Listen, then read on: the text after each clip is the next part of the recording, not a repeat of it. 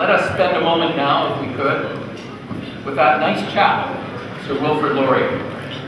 Sir Wilfrid, you too honor us with your presence here this evening. I know that you have a busy afterlife, and we appreciate your willingness to share some of your views with us. So let's cut right to the chase. In your time, what did you think was the one thing that distinguished Canada amongst the nations of the world? Canada is free, and freedom is its nationality. Now, that's a lovely phrase, but people don't always agree on the meaning of words. What do you mean by freedom?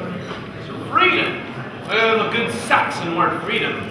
Freedom in every sense of the term.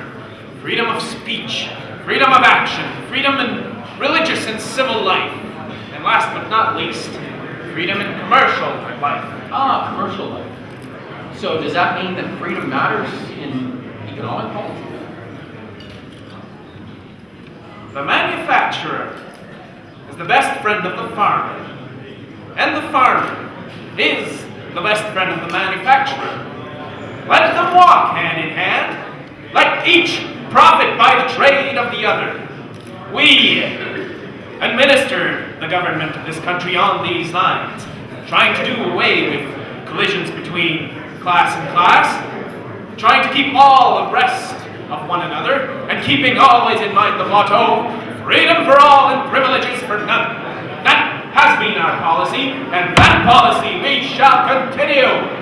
Well, now, for the first time in over a century, you are sharing a platform with your greatest rival and Canada's first Prime Minister, Sir John A. Tell us honestly, what did you think of the charming old rose?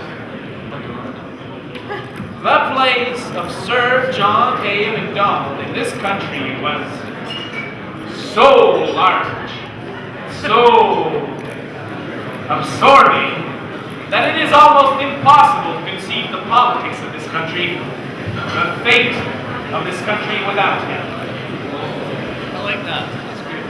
Yeah, his loss overwhelmed us.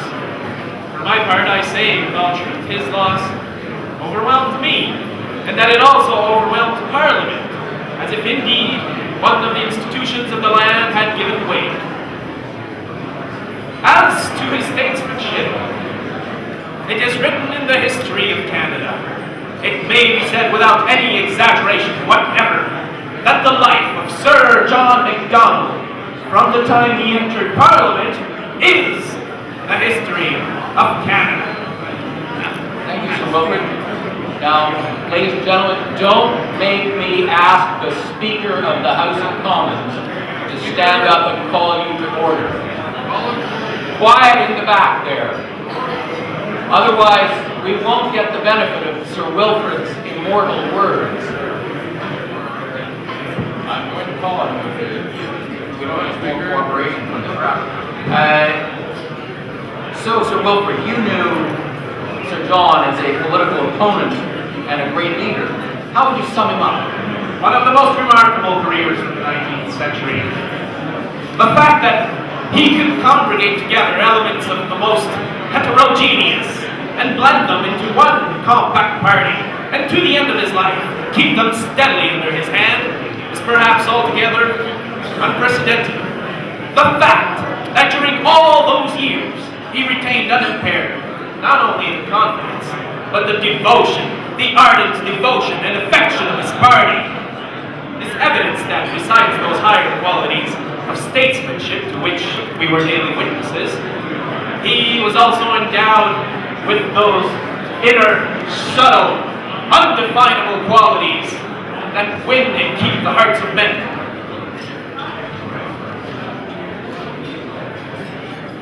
Sir Wilfrid, a last question finally. Canada was the great love of your life. In closing, could you remind us what it was that you said in 1905 about the future that lay ahead for Canada? I tell you that the 19th century has been the century of United States development. The past 100 years has been filled with the pages of their history. But let me tell you, my fellow countrymen, that all the signs point this way, that the 20th century shall be the century of Canada and of Canadian development. For the next 75 years,